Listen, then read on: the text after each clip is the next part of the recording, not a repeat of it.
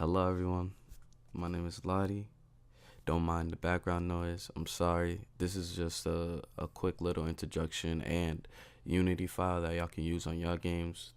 Basically, um, this is what people call active ragdolls, or like physics like moved character, and I got the inspiration to do something like this by playing the game sub Rosa. If you play the games on Rosa, you can see that all the characters are physics based, and I was just like, oh, that'd be cool if I can make a game like that. So this is my first game or anything with a game engine, so it might be a little rough around the edges, but I noticed that there's a lack of not to yeah there's a lack of basically tutorials. This is not a tutorial, sadly, but in the description there's going to be everything you need on how I learned how to do this, because this is my first game. So if this is my first game, that means anyone can do it pretty much. So if we start it up right here, you can see you got a little world. You can see on this is my little guy right here. And then if we switch to third person camera, you can see that the way he's moving is moving 100% completely based on physics. And then to test this, you can move the ball. You can see how his right leg reacts to the ball and not his left leg, and how it's pushing it. You see I could kick it right there. If we walk on this platform right here, you can see how each leg reacts to the platform separately, and how it's not basically going through the platform, that this is all physics based. You can see the arms flailing around and stuff. We can jump, boom boom. You see the momentum. Oh, right now I don't have the character falling, but I'll put this in, so please go easy on me. This is my first like YouTube video and stuff like that. But we can walk up here, boom. He can walk upstairs. Sometimes it's hard, since it's physics based. It's hard for him to walk upstairs sometimes. Boom. Pretty cool, pretty cool. Let me show you a few new things. You can skip further in the video to see when I start talking again. But if I line it up right, he can jump from platform to platform. But yeah. And I haven't played this in a while, so it's hard for him to do that.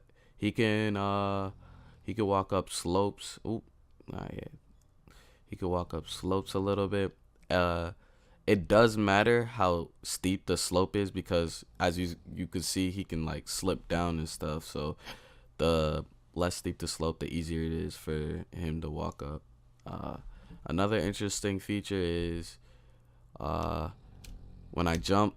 Hold on, it's gonna be hard to do it.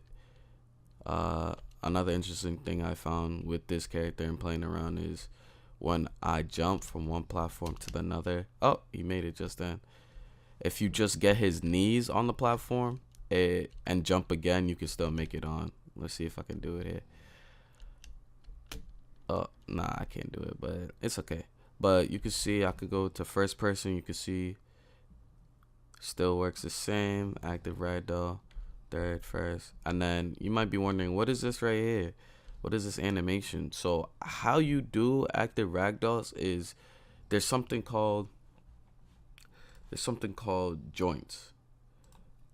So each joint is basically linked up to a joint in. Alright, so you have two models. One is the ragdoll model, and then one is the animations you want to run on that ragdoll. So each joint is linked to a linked to a joint on the animator, basically. So this is the animator here. As you can see, when we run the game again, boom, he's running the walk animation. And then what the player tries to do, or the active ragdoll tries to do, is basically try to use its joints to fit in that animation as much as possible. So if there's a wall, it's gonna still try to walk, but if there's a wall in between it can't walk. But this is interesting because sometimes you have to, it's not about like linking the animator to do an exact animation. Sometimes you have to make funky animations to figure out how to make the ragdoll walk. So look, this is not how you walk backwards, like, of course, but the way I did it is, um, it makes the ragdoll rock backwards. When I created the character to normally walk backwards with a normal animation, with a smooth animation, it didn't work because, sometimes the joints and the springs don't really necessarily work together. And then to jump is so easy because boom, pop, boom, pop. There's no jump animation, but it makes it jump because the springs are so quickly trying to react to the animation that it uh it feels like a jump, and it saves time, and it's just fun. Yeah, so this is about it. Everything, all the tutorials I use is linked into description. The project file should be linked into the description. This is all the code I use.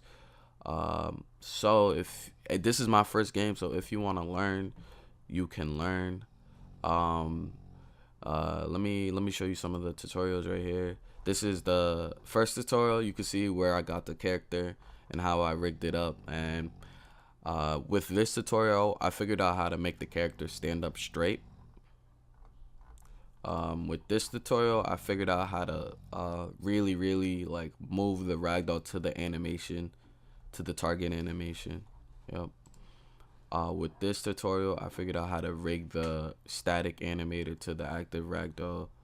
This tutorial just shows you how cool, really, really cool results like after what you about could do with the active ragdoll. Like and this I'd dude like is a to pro. Look, on the way he does it is indefinitely amazing. He as long actually as it has the wants. character to link exactly to And the it's still affected by physics. static So as you animator, can and see, I couldn't do that about because the my past. skill. I just started. This is my first game, and I mean, yeah, I love Unity, but I feel like if you are a Unreal user, it might be frustrating to transfer over this information. But Unreal is coming out with something that everybody should be aware of, something called Control Rig. This is experimental. This is a new feature that's not out yet. What Control Rig does is basically, I don't know. What Control Rig does is basically it animates your springs so you can yourself create a static animator without a static animator. If you know what that means, you can like animate your springs. So if you want your springs to contract at this certain area, it will contract, or if you make a certain animation, it's gonna try to use the springs to fit it in that animation, which is very cool, very easy. I'm happy that they're implementing this. And what I'm gonna use to do my game development further is something called the Godot engine. It's blowing up in popularity. I like it. It's smooth. The only thing I don't like is the documentation because it's so hard to understand what the fuck is going on in the Godot engine. I don't know what type. Like the documentation is straight ass. I'm gonna be honest, but there's some tutorials out there. I'll link it in the description that you can go learn, and I'll also link the project file of the active ragdoll in the description so you could take it. You could do whatever you want with it. Not a lot of people do this. Not a lot of people show you the code. Not a lot of people show you the tutorials they use. But I want this. I want people to learn and make the game that they want to make. So have fun, be creative, and don't give up. This is my first game, so if I can do it, anyone can do it. All right. Have a nice day. Thank you.